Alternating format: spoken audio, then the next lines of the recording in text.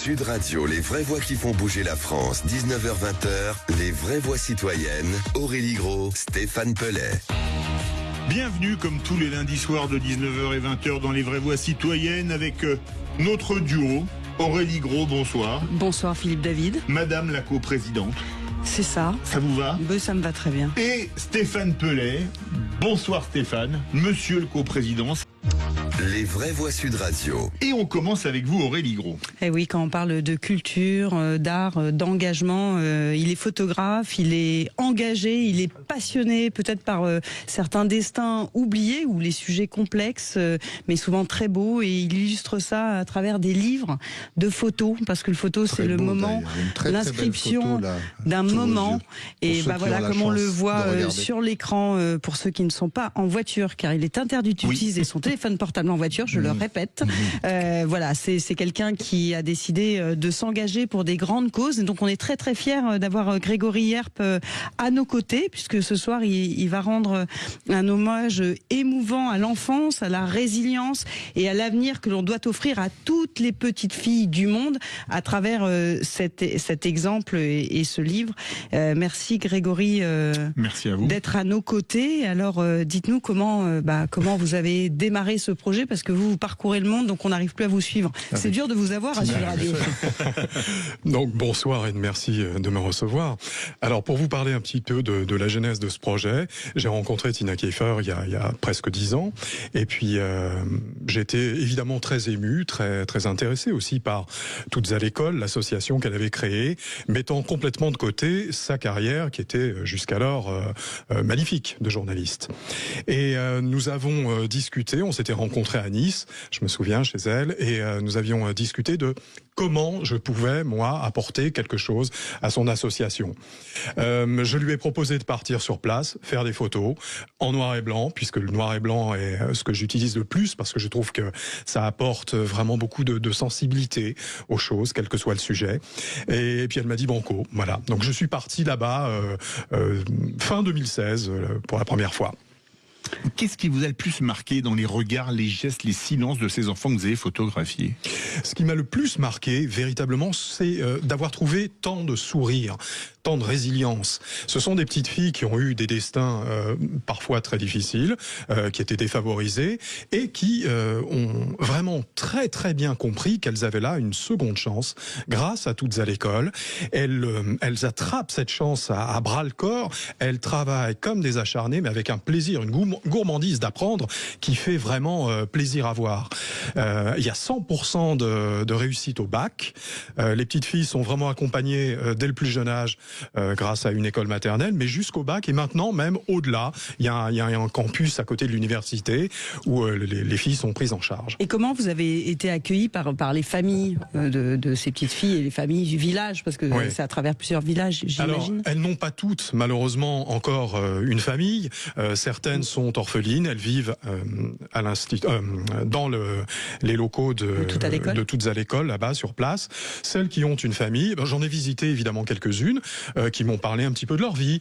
Voilà, bon, des vies simples, parfois très difficiles, mais toujours avec ce sens de l'accueil incroyable, ce sourire communicatif, des gens qui ne sont pas du tout dans le misérabilisme, et c'est pour ça que je suis très content d'avoir pris autant de photos pleines de sourires, parce que je voulais pas montrer quelque chose de triste, de larmoyant, vous voyez. Non, ce livre, en fait, il montre la force de ces enfants, la force des femmes en général, et c'est à ça que je voulais rendre hommage. Stéphane Pellet. Et Grégory, vous êtes parti dans cette aventure auprès de Tina Kiefer, donc qui a mis sa notoriété au service de la création de cette association. Et c'est quoi les fondements même, d'ailleurs, de cette association, pour que nos auditeurs comprennent bien, justement, pourquoi on se mobilise pour les enfants, par exemple au Cambodge, mais j'imagine aussi dans d'autres pays. Oui, bien sûr, hein, il y a des enfants en souffrance partout. Tina avait adopté une petite fille là-bas, donc elle a été évidemment sensibilisée au sort des enfants là-bas, mais au-delà de ça, au sort des femmes. C'est un pays où il est encore assez difficile pour une femme d'avoir des postes de direction, ou des responsabilités, ou des métiers beaucoup plus connotés masculins, comme, je sais pas, avocat, ou des choses comme ça dans ce pays. Le but aussi de son association, en offrant cette éducation de haute volée à ses enfants, c'est de reféminiser ce pays. Et le fait est que ces enfants, lorsqu'elles partent même à l'étranger, en France ou en Angleterre par exemple, faire de hautes études à l'université, elles reviennent parce qu'elles ont bien compris qu'elles sont le futur de ce pays. Voilà. Alors, Toutes à l'école accueillent une centaine d'enfants tous les ans. Grâce aux sponsors très généreux que Tina a réussi à trouver, eh bien, tout est payé. Les vêtements, la nourriture, l'internat, les professeurs, etc. Mais aussi, au-delà de ça, des colis pour les familles de première nécessité. On apprend aussi la permaculture aux familles, mais aussi aux villageois autour, pour que l'agriculture soit plus saine. Voilà, qu'ils s'en sortent mieux, tout ça. Voilà, c'est devenu un projet global dans toute la région de Phnom Penh. Et c'est en cela que véritablement son œuvre est remarquable. Vous restez avec nous, Grégory Herp. On va continuer à parler de ce dossier. Alors, ces images sont vraiment touchantes. Vous me passerez l'expression, mais elles prennent aux tripes. On savait que vous étiez un photographe de grand talent, mais là, avec ces gamines du Cambodge, c'est peut-être encore plus touchant que d'habitude. On se retrouve pour continuer à parler de ce très très beau livre, Les enfants du Cambodge. Sud Radio. Sud Radio. Parlons vrai. Parlons vrai. Sud Radio. Parlons vrai. Claire. Sud Radio, les vraies voix qui font bouger la France. 19h-20h, les vraies voix citoyennes. Aurélie Gros, Stéphane Pellet. Retour des vraies voix citoyennes avec Aurélie Gros et Stéphane Pellet. On parle de ce très beau livre sur les enfants du Cambodge. Alors, on les annonce, elles viennent d'arriver. On salue Virginie Atlan et Karine Ohana qui vont venir nous parler à partir de 19h30 de cette très belle association qui s'appelle Nous les Ambitieuses. Bonsoir. Bonsoir Philippe David et vous tous. Et on reprend avec vous, Grégory Herp, si vous permettez. Il y a 3 semaines, on en a parlé sur Sud Radio dans Les Vraies Voix. L'arrivée des Khmers rouges au pouvoir, c'était le 17 avril 75. Et le pays a connu une des pires tragédies de l'histoire de l'humanité. Quand vous voyez ces enfants, leurs parents, est-ce que les plaies sont encore à vif ? Alors que le régime est tombé en janvier 79. Oui, mais c'est flagrant quand on est sur place. Les Khmers rouges ont vraiment marqué ce pays. Il y a un stade olympique qui n'a jamais connu les Jeux olympiques d'ailleurs, mais qui a été marqué par ce conflit, par cette guerre. C'est dans ce stade, notamment, que les Khmers rouges ont abattu, ont assassiné les intellectuels du pays, voilà, les professeurs, etc. Donc, oui, même dans la capitale, on le ressent. Il y a eu aussi, je pense à partir de cette arrivée des Khmers rouges dans le Cambodge, dans Phnom Penh, une perte aussi de la francophonie. Oui. Il y a encore beaucoup d'avenues qui portent le nom de tout un tas de personnalités françaises, avenue Victor Hugo, etc. Et pourtant, quelques mots français qui mouillent la langue khmer, oui, comme au Vietnam. Voilà, mais aujourd'hui, peu de personnes parlent encore français. Or, Toutes à l'école, remet le français au goût du jour, puisque les enfants apprennent également le français. Elles apprennent évidemment l'anglais également, mais c'est très complet, quoi, comme enseignement. Mais alors justement, de la même manière qu'il y a peut-être des auditeurs pour dire, il y a quand même aussi en France plein de problèmes. Pourquoi vous prenez tout ce temps, toute cette énergie, tous ces moyens? C'est un classique, on va dire, de la discussion, y compris sur cette antenne d'ailleurs. Pourquoi spécialement le Cambodge? Ça, il faudrait le demander d'ailleurs particulièrement à Tina Kiefer, mais aussi est-ce qu'on n'est pas en train de poursuivre avec cette idée qu'on continuerait nous à apprendre aux autres ce qu'ils ont à faire? Tout à l'heure vous disiez la permaculture, des choses comme ça, alors qu'on a affaire à des civilisations millénaires et qui savent, je pense, aussi bien pêcher les poissons, comme aurait dit Mao Tse-tung. Alors, en effet, mais... évitons de parler de Mao, qui était le grand inspirateur du régime Khmer rouge. Je sais bien, mais c'est un personnage de l'histoire, cher ami. Oui, alors pour le pire, là, vraiment. Alors, au sujet de Tina Kiefer, je ne veux pas parler à sa place, mais de ce que j'ai vu, il est bien évidemment hors de question d'apprendre mieux que les autres. Et l'intelligence de Toutes à l'école, c'est que, et je l'ai vu de mes propres yeux, au sein des écoles, bâti par l'association. On apprend effectivement le français, l'informatique, l'anglais, mais on apprend aussi le khmer, la calligraphie khmer, les danses khmer. Il ne s'agit pas d'européaniser ces petites filles, il s'agit de leur donner un enseignement de haute volée, très complet, tout en leur laissant, tout en, même plus que ça, tout en les poussant à être fiers de leurs origines, de leur culture. Et alors, pour revenir à votre livre... Publié chez Dashbook, il ne faut pas que j'oublie de le dire. Il ne faut pas oublier de le dire, exactement. Important. Voilà, expliquez-nous un petit peu, qu'est-ce que ça peut apporter concrètement à cette association déjà ? Bien. C'est important de le dire aux auditeurs. Bien sûr, bien sûr. Un travail photographique de talent, un travail artistique, mais il y a aussi un but à tout ça. Oui, bien sûr. Parce que depuis quelques années, je travaille de plus en plus avec des ONG, des associations, souvent liées à l'enfance d'ailleurs, parce que ça donne du sens à mon travail, que c'est très important pour moi. Là, en l'occurrence, ce livre, 50% de mes droits d'auteur seront offerts à toutes à l'école, et mon éditeur, justement, Dashbook, a décidé de me suivre et offre en plus 1 € par livre vendu à toutes à l'école. Voilà. Alors, il y a une question qui se pose. Est-ce que la situation, bien que très compliquée pour les jeunes filles au Cambodge, ça s'améliore, ça stagne ou ça empire ? Non, ça s'améliore, bien sûr. Ça, c'est déjà une bonne chose. Bien sûr, ça s'améliore grâce à l'impulsion d'associations comme Toutes à l'école, et grâce aussi aux efforts du gouvernement sur place, qui comprend que, il y a des choses à changer. Il ne s'agit pas de donner les leçons, mais d'éveiller justement les consciences. Et c'est tout le travail de ces associations aussi. C'est petite pierre par petite pierre. Vous voyez, on arrive à changer les choses. Donc les élites sont sensibilisées au problème. Je pense, oui, tout à fait. Alors on a un pont magnifique avec mais moi je voudrais juste Virginie, merci mille fois merci mille fois, mais en fait c'est intéressant de se retrouver avec Grégory aujourd'hui, c'est que il est très engagé, il a parlé d'un projet qui lui tient à cœur et on l'a partagé, et bravo pour ce que tu fais, mais il nous a aidés il y a 2 ans, il est venu aussi faire des photos avec nous bénévolement, généreusement, pour apporter son expertise justement à notre organisation. Donc tu fais des choses partout, des belles choses, et bravo et merci. Merci Alors, beaucoup. ils n'étaient pas au courant qu'ils étaient ensemble aujourd'hui.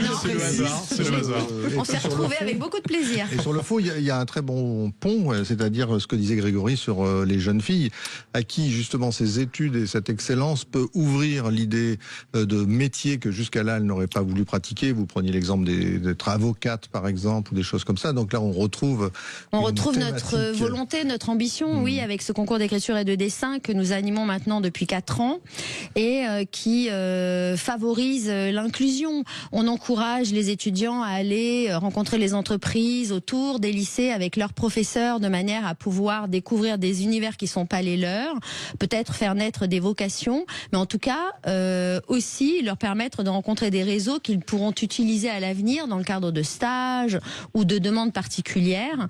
Grâce au concours, c'est un atelier qui encourage l'étudiant à aller au-devant des entrepreneurs, des entreprises, et ça participe évidemment à l'inclusion. Et la valorisation des femmes dans les métiers. Puisque les femmes, bien sûr, on a cette volonté de faire découvrir des métiers qui aujourd'hui ne séduisent pas comme ça de prime abord, ces métiers d'ingénieur. Mais Karine, qui est avec nous aussi, qui est une de nos partenaires, qui est de l'univers finance, pourrait en parler, puisqu'en fait, peu de femmes sont dans ton... notre thème tout à l'heure. Alors on en parlera un peu plus tard. On va en parler dans quelques minutes. Je voulais poser une question à Grégory. Je connais un petit peu la péninsule indo-chinoise. Est-ce qu'il y a des inégalités entre les grandes villes et les campagnes, par exemple entre Phnom Penh, les grandes villes du Cambodge, et les campagnes? Est-ce qu'il y a vraiment une grosse inégalité pour l'éducation des filles? On voit évidemment de grosses différences, mais ça, c'est comme on peut le voir finalement dans beaucoup de pays. Dans les grandes villes, il y a plus d'infrastructures, il y a plus de transports en commun. Il y a plus, vous voyez, c'est dans chaque détail de la vie quotidienne. Finalement, on trouve plus de facilité.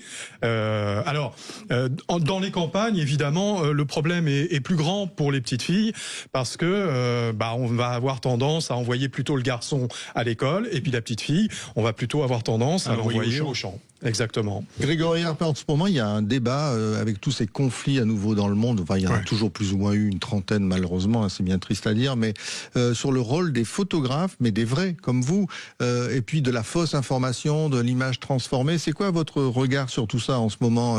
Comment on peut continuer à défendre votre très beau métier, que j'aime particulièrement, moi, et puis cette position citoyenne, finalement, dans le monde? Oui, alors effectivement, maintenant, avec l'intelligence artificielle, tout ça, ça devient un petit peu compliqué. Bien que quand on a un œil exercé, on voit immédiatement quand une photo a été trafiquée par l'intelligence artificielle. Après, tout ce qui est conflit, tout ça, vous savez, il y a il y a différentes façons d'aller. Moi, j'ai fait quelques zones de guerre aussi, des conflits, des choses comme ça. Oui, parce que vous ne nous avez pas parlé de votre parcours. Hein. Oui. Je dis ça comme ça. Il est peut-être un peu long, mais c'est intéressant quand même. Comment dire, il faut y aller avec authenticité. Je veux dire, il faut pas aller faire un reportage comme ça, humanitaire, ou une zone de guerre, ou quelque chose qui ait du sens véritablement, en se disant tiens, on va faire un coup, on va faire du buzz. Non, parce que ça marche pas. Et puis les gens avec l'intelligence artificielle ou avec juste un portable, vous savez, c'est bien facile de photographier une célébrité dans les rues de Paris, mais aller faire une photo au fin fond du Cambodge ou en Irak ou actuellement sur le conflit à Gaza, par exemple, ou en Ukraine, c'est autre chose. Mais vous il faut de vrais photographes. Citoyenne, ou c'est un œil et qui laisse ensuite à chacun son idée Pour moi, la citoyenneté, oui, c'est très important, bien sûr. Au travers de la photographie. Exactement, oui. Et moi, je pense que l'image seule ne compte pas. C'est un petit peu comme Paris Match le disait avant, hein, le poids des mots, le choc des photos. Il faut, pour moi, c'est comme ça que je conçois ce métier. J'essaie de faire de très belles images qui soient même artistiques, parce que je pense que de nos jours, avec cette amas, cette foison d'images qu'on a, on scrolle, on passe une demi-seconde sur chaque image. Alors, voilà. Où est-ce qu'on peut acheter ce magnifique ouvrage? Alors, directement sur le site actuellement de Dashbook, DASHBOOK. Voilà. Voilà, les enfants du Cambodge, avec une préface d'ailleurs de Tina Kiefer et une deuxième préface de Vera Kempf, une deuxième femme qui dirige Singulart, qui est une plateforme de vente d'art. Et puis d'ici quelques semaines, là, il sera dans toutes les bonnes librairies. S'il ne l'est pas, vous pourrez toujours le commander, bien sûr. Il y a un numéro ISBN. Donc un prochain projet en perspective? Oui, un projet avec en partenariat avec l'OMS. Là, je vais partir en République démocratique du Congo pour faire un reportage sur les enfants soldats, des enfants qui ont été retirés des milices, qui sont dans des villages. Là, je vais leur apprendre à faire de la photo. Donc, toujours important d'apporter quelque chose dans les reportages humanitaires, d'apporter ce que je sais faire et puis mon regard, mon œil. Donc, leur apprendre à faire de la photo pour les tirer un peu de leur torpeur. C'est ce que j'ai fait il y a 1 an et demi avec les orphelins de guerre ukrainiens, réfugiés en Moldavie par exemple. On a fait plein d'expos après avec leurs photos, mes photos, sans aucune distinction pour les mettre en valeur. J'ai édité toutes les photos, mais on ne savait pas quelles étaient les miennes, celles des enfants. Voilà. Bon. Donc vous serez là le 12, 13, 14 juin, vous serez revenu. À Lille. J'espère. En plus, ma sœur vit à Lille. Voilà, ça c'est fait. Ça c'est fait. On pourra y vendre votre ouvrage avec grand plaisir. L'occasion fait le larron, comme dirait le proverbe. Merci beaucoup, Grégory Hurt, qui a dit des choses extrêmement intéressantes, ce qui est commun à tous les hommes chauves. Dans quelques instants, on va recevoir... Je sais pas, mais Aurélie est dubitative. Dans quelques instants, on va recevoir Virginie Atlan et Karine Ohana pour l'association Nous les Ambitieuses. Restez bien avec nous, les vraies voix citoyennes. Sud Radio. Sud Radio. Parlons vrai. Parlons vrai. Sud Radio. Sud Radio, les vraies voix qui font bouger la France. 19h-20h, les vraies voix citoyennes. Aurélie Gros, Stéphane Pellet. Retour des vraies voix avec Aurélie Gros et Stéphane Pellet, comme tous les lundis soirs de 19h à 20h dans les vraies voix citoyennes de Sud Radio. Et tout de suite, on reçoit une très belle association, Stéphane Pellet, on les connaît déjà. Nous les ambitieuses. Pas de sexisme, hein, très belle association tout de suite, parce que ce sont des femmes engagées. Non, je ne tiens pas à me retrouver sur Balance ton David, il n'y a pas de problème. Bonsoir. Donc, si je vous dis, elle milite depuis des années pour une société où les femmes prennent toute leur place dans l'entreprise, dans le débat public, dans les espaces de décision. Et puis, elle dirige une association qui agit à travers 3 grands projets. Le trophée des gestes audacieux, les pièces vivantes, et puis le magnifique concours international d'écriture et de dessin. Aurélie Gros, vous avez deviné qui est notre invitée? Oh, c'est-à-dire qu'elle milite et c'est presque une abonnée. C'est celle à qui on pense systématiquement. Je pense que vous parlez sûrement de Virginie Atlan. Attention, vous avez encore 3 secondes. J'ai gagné. Virginie Atlan, bravo. Que je l'aime ce jeu, que je l'aime ce jeu, que je l'aime ce jeu. Comme il y avait la sonnerie que quand t'as accompagné de Karine Ohana. J'ai pas Bonsoir demandé à toutes à les deux. appeler un ami. On va laisser Aurélie et Philippe continuer à jouer et vous allez nous parler de ce beau projet. Donc nous les ambitieuses, c'est le nom de l'association, de la structure qui porte tout cela.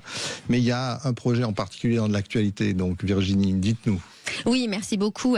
Le projet dont on parle actuellement, c'est le concours d'écriture et de dessin. C'est une 4e édition de ce concours qui a pour thème « Préservons nos ressources environnementales et citoyennes ».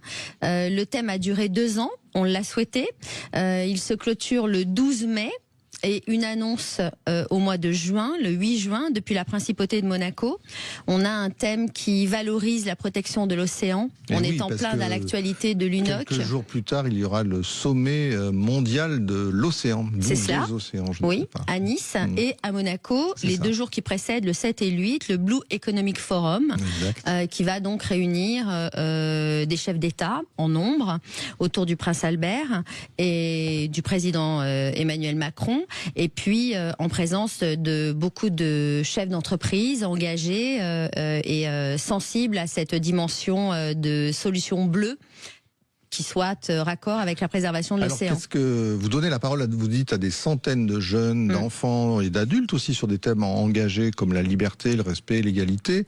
Qu'est-ce qu'apporte ce concours? Qu'est-ce qui va se passer exactement? Alors le concours, il est vraiment lié à la thématique de la préservation des ressources et de l'océan depuis l'année dernière jusqu'à la fin de cette année.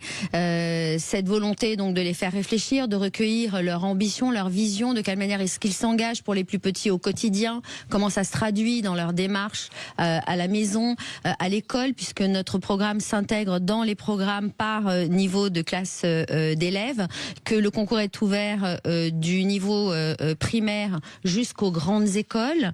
Nos étudiants donc nous racontent sous le mode d'expression de leur choix, ça va d'un dessin pour les plus petits, un texte ou un dossier de fin d'études pour ceux qui sont en école supérieure, et nous livrent leur ambition. De quelle manière est-ce qu'ils souhaitent participer au travers d'un métier engagé qui leur permettent d'exercer, de créer des solutions respectueuses de l'environnement, de l'océan.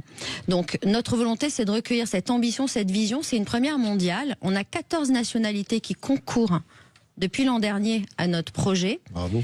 Et pour nous, c'est un vrai mapping de cette jeunesse qu'on souhaite donc sensibiliser, mobiliser, et ensuite notre volonté, comme toujours, c'est de les mettre en avant. C'est pas nous, on a toutes des métiers qui nous plaisent, on est toutes engagées. On a une de nos ambassadrices qui fait partie de cette belle équipe de Sud Radio qui est Cécile de Minibus. Toutes ont des engagements qu'on embrasse fort. Oui. Et au travers donc de ce concours, notre volonté, c'est d'exposer les 100 lauréats mondiaux. 50 ont déjà été sélectionnés l'an dernier et 50 sont en cours. On est en train encore jusqu'au 12 mai de pouvoir recueillir donc des propositions de textes, dessins ou réalisations artistiques à partir d'objets recyclés. Ça a été un de nos ateliers nouveaux en 2025, d'encourager les étudiants avec leurs professeurs pour faire des treks éthiques et aller ramasser en montagne, en bord de mer ou en ville des objets recyclés et d'en faire une œuvre. Et on a un jury composé d'artistes contemporains qui vont sélectionner aussi des œuvres. Et les 100 lauréats mondiaux seront annoncés le 8 juin depuis Monaco, où nous serons présents pendant 2 jours en gare de Monaco, avec différents ateliers, des workshops pour sensibiliser de manière ludique, interactive, la jeunesse, le grand public à la protection de l'océan. Aurélie Gros. Je crois que ce concours d'écriture démarre le 12 mai, si je me trompe. Il se clôture le 12 mai. Il se clôture le 12 mai, donc il reste une semaine à tout à l'école pour concourir et envoyer... périscolaire, je le dis à Grégory, parce que là, nous avons un lien, on a des femmes ambitieuses. Complètement. Mais talentueuse surtout. Je vais passer le message à Tina, qu'elle passe le message elle-même parce que c'est ça aux aussi écoles, la bien force sûr, de cette émission, c'est de créer des ponts. Et alors, vous nous avez pas présenté votre acolyte. Je suis venue avec une de nos partenaires, Karine Ohana, qui nous accompagne. On a besoin de soutien et d'entreprises engagées à nos côtés, qui est dans le milieu de la finance et qui nous accompagne et qui sera présente avec nous à Monaco dans le cadre des ateliers que l'on déploie. Écoutez, Bonsoir, bonjour, très heureuse. J'ai pas l'habitude de venir à la radio. Ne vous inquiétez pas, vous êtes en bonne compagnie. J'espère que vous serez bienveillant avec moi. Alors pourquoi vous vous êtes engagé? Bon, avant tout, ça a été un coup de cœur pour Virginie Atlan. Ouais, c'est ça le problème. Voilà, elle a une énergie. C'est bon, vous avez tout dit. C'est une force de la nature. C'est une fille qui met son énergie au service du progrès. Et nous, Ohana & Co, on est une banque d'affaires spécialisée dans les biens de consommation. Ça fait 30 ans, on va fêter notre 30e anniversaire cette année.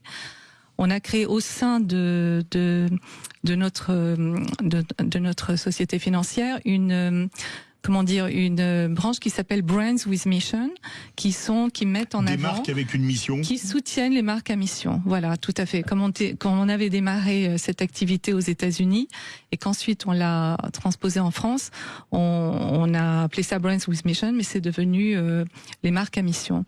Et donc on rencontre beaucoup d'entrepreneurs, et ce qu'on aime, c'est les entrepreneurs qui veulent faire la différence, à la fois sur un plan environnement, sociétal, formulation, tout ce qui concerne le progrès. En fait, on a compris que les financiers, les banquiers avaient une très grande part de responsabilité dans la manière dont le monde est façonné aujourd'hui et dans la manière où les gens consomment aujourd'hui.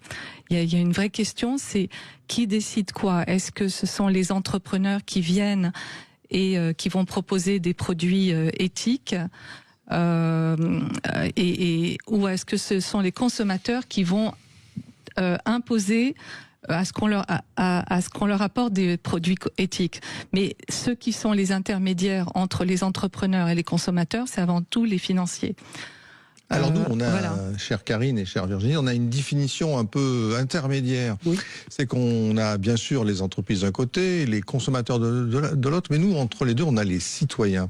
Parce qu'on pense qu'il peut y avoir par exemple, des consommateurs réunis au sein de coopératives, et là, ça devient des consommateurs citoyens qui vont décider, eux aussi, comme vous dites, de faire en sorte que les entreprises se comportent de manière de plus en plus comme la marque C'est qui le patron. Je vais vous donner un exemple. La marque C'est qui le patron, qui est une marque dans le domaine de l'agroalimentaire.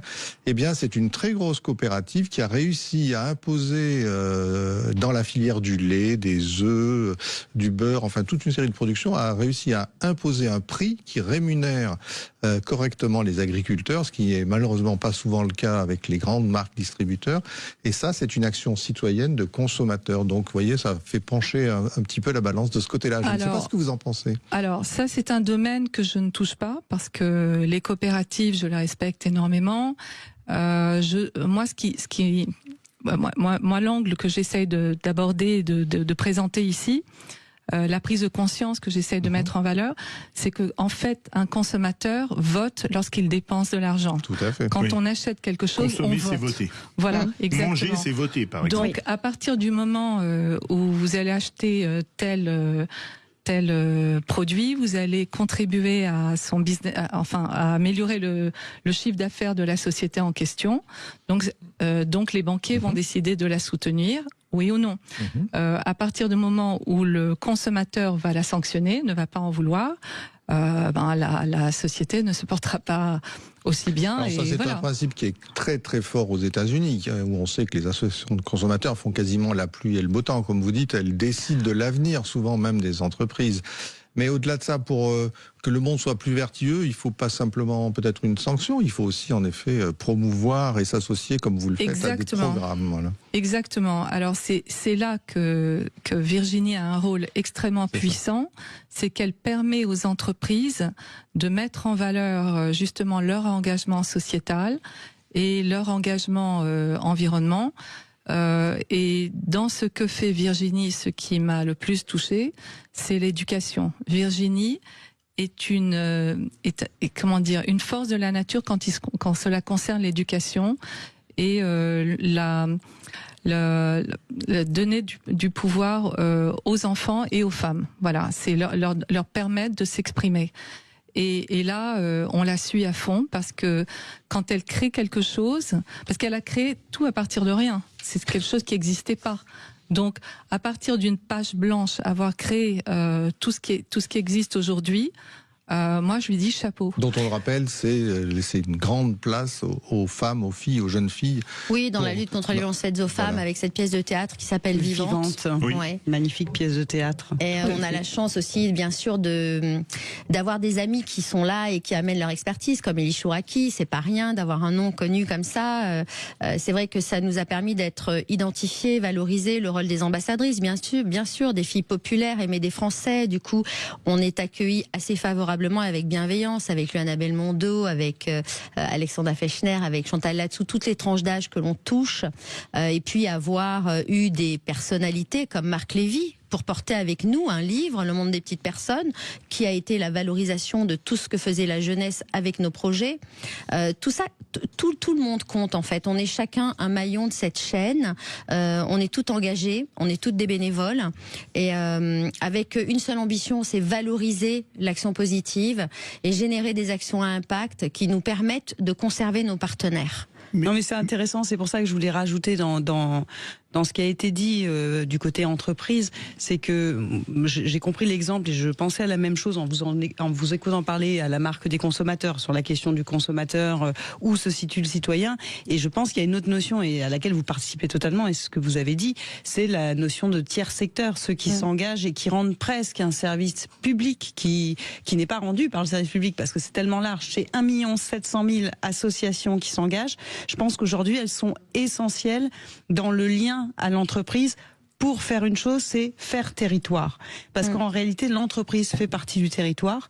Et l'entreprise, quand elle s'engage, elle fait territoire avec d'autres personnes qui s'engagent comme Virginie Atlan, mais aussi avec ses salariés. Et c'est aussi ça, cette notion de citoyenneté qu'on peut retrouver après au sein des groupes. Si vous voulez, moi je parle de progrès et de faire changer les choses dans les modes de consommation. C'est ça qui m'intéresse. Oui, bien sûr. C'est il y a 10-15 ans, quand il y avait des débats sur les formulations de cosmétiques, les personnes qui créent des cosmétiques avec des formulations, clean. Sans test sur les animaux vivants, etc. quoi, par exemple. Alors déjà, pas de test, mais aussi certains produits complètement exclus. Oui. Je peux vous dire qu'avant les débats, ils se faisaient taper sur les doigts par leurs confrères en leur disant « j'espère qu'aujourd'hui, le débat ne va pas porter là-dessus ». Et ils traitaient les entrepreneurs de hippies ou de marginaux. Voilà. Encore une question de cheveux. Voilà.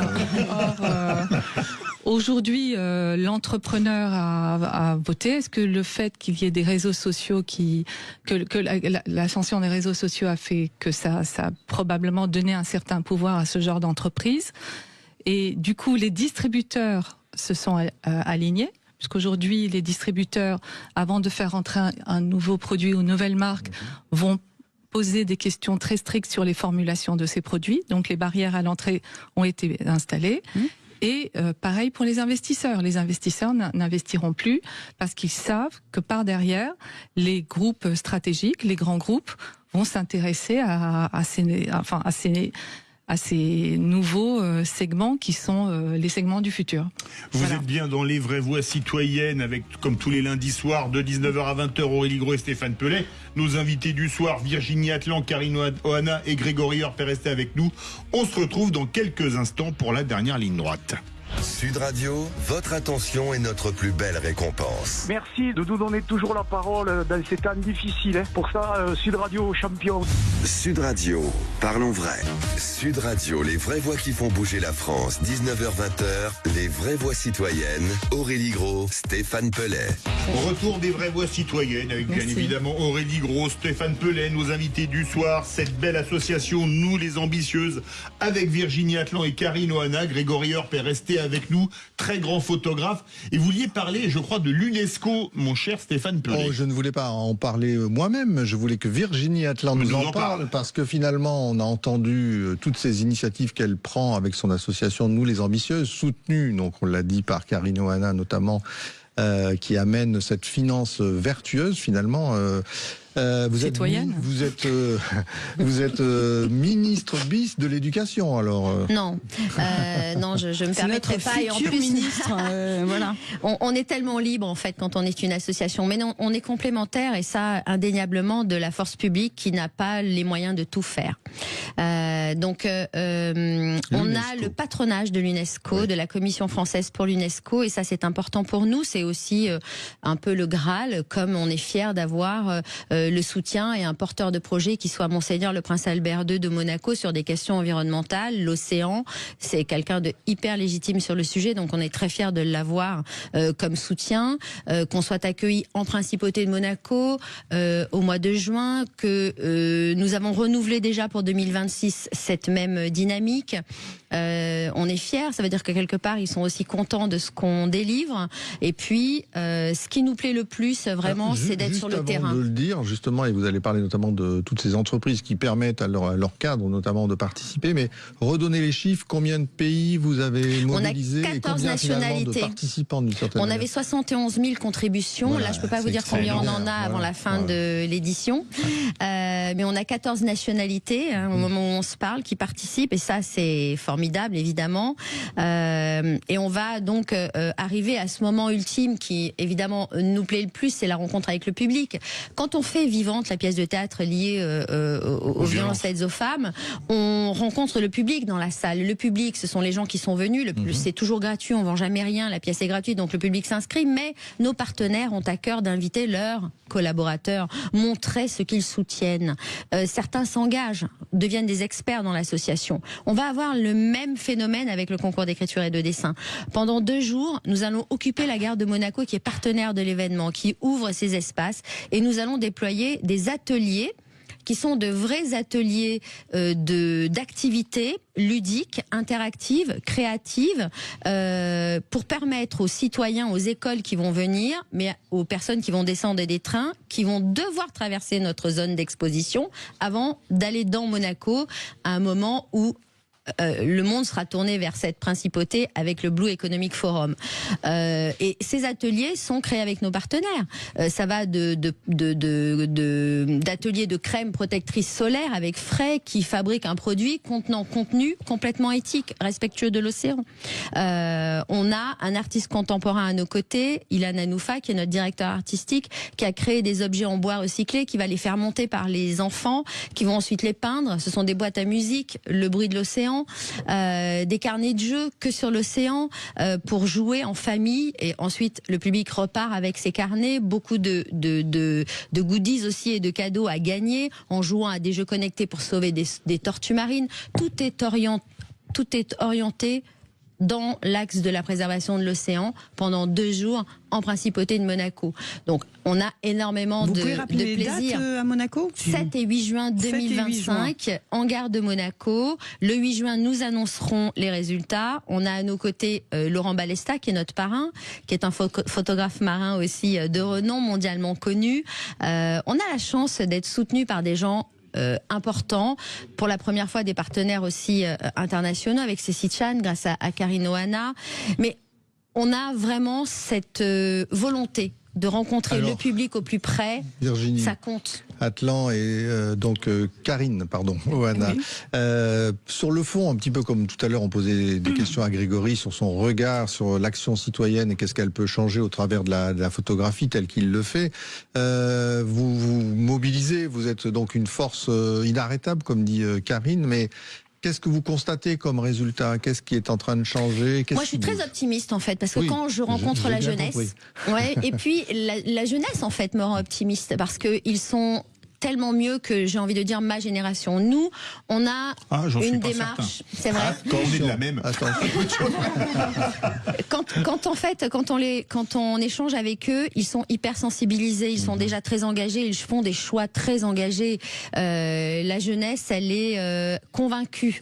Elle est, depuis ces dernières années, depuis Covid aussi, très sensibilisée à la nature, ce besoin de revenir à de l'essentiel, à des choses naturelles. Donc je suis, oui, très optimiste. J'ai pas de crainte sur l'avenir. C'est la jeunesse qui me laisse entendre cela. Et puis on les culpabilise pas. L'état dans lequel nous vivons aujourd'hui, la problématique des océans, elle n'est pas la leur. Nous sommes les responsables. Donc on doit avec eux, et ils le font très bien, tirer un constat et pouvoir se dire, à l'instant T, ce qu'on est en train de voir est beau, faisons en sorte de le préserver. On n'est pas les responsables. Grégory Orp, une question à Virginie Atlan et Karine Ohana. Ou une remarque. Une remarque déjà qui s'impose, c'est que c'est remarquable, évidemment. Moi, je connais le travail de Virginie depuis quelques années et je trouve ça magnifique. Merci. Voilà. Et puis toute cette énergie positive, parce que voilà, ça c'est ça qui est important, je pense, dans tout ce qu'on fait quand on est dans l'humanitaire ou dans l'aide. Simplement, il s'agit de faire des choses d'une façon positive, montrer du positif, de l'espoir, parce que les gens, on leur demande énormément. Oui. Et quand on leur demande beaucoup en pleurnichant, voilà, je dis ça, bon, c'est peut-être un peu péjoratif, mais vous voyez, montrer que les choses vont aller mieux, les choses, on est plein, on est positif, tout ça, ça engage les gens. Voilà. Et puis j'ai une petite question, oui, jusqu'à quel âge les petites filles, les enfants peuvent envoyer leurs dessins? Alors, oui. Tant qu'ils sont étudiants, en fait, on a Paris Tech, on a Sciences Po, on a des Master 2, on a. Tu peux pas dès qu'on est étudiant. Grégory, c'est trop tard. Mais pour l'année prochaine, je vous annonce qu'il y aura un mode d'expression qui sera que de la réalisation artistique pour avoir encore plus de nationalités, plus de barrières de langue, et que il suffira d'être étudiant, ça veut dire qu'on intégrera aussi la formation continue et que peut-être changer de métier pour aller vers un métier responsable, ce sera possible de participer au concours l'année prochaine. Alors moi j'ai deux questions, Virginie. La première, c'est que donc le 7 et 8, vous êtes à Monaco. Ensuite, vous filez à Nice, j'imagine, vous allez faire un petit tour au sommet de la mer. J'irai faire un tour au sommet de la mer, ça c'est sûr. Et donc le 12, 13, 14 au sommet citoyen pour clôturer la totale. Avec plaisir. Ça va pas être trop dur de faire Monaco-Lille Je crois qu'avec vous, je pourrais pas dire non. Ouais. Mais comme ça, on pourra en reparler et vous pourrez nous dire ça. Et la deuxième question, c'est savoir comment on peut vous aider pour aller encore plus loin. Écoutez, c'est essayer de faire en sorte qu'on ait encore plus de jeunes qui participent. Il faut aller sur le site Nous les Ambitieuses ou le Instagram Nous les Ambitieuses, et en bio, il y a le lien où poster son texte, son dessin, la photo de sa réalisation artistique. On a jusqu'au 12 mai. Extraordinaire, vous avez vu, les liens sont bio. Oui. Oui, j'ai pas de papier.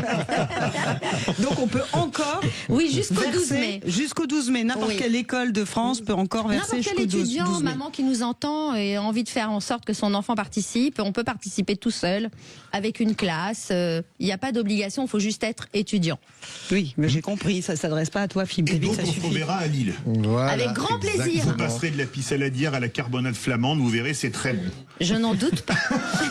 Et j'embarquerai Karine. Et Karine pour son engagement citoyen vis-à-vis de ce tiers secteur. Absolument.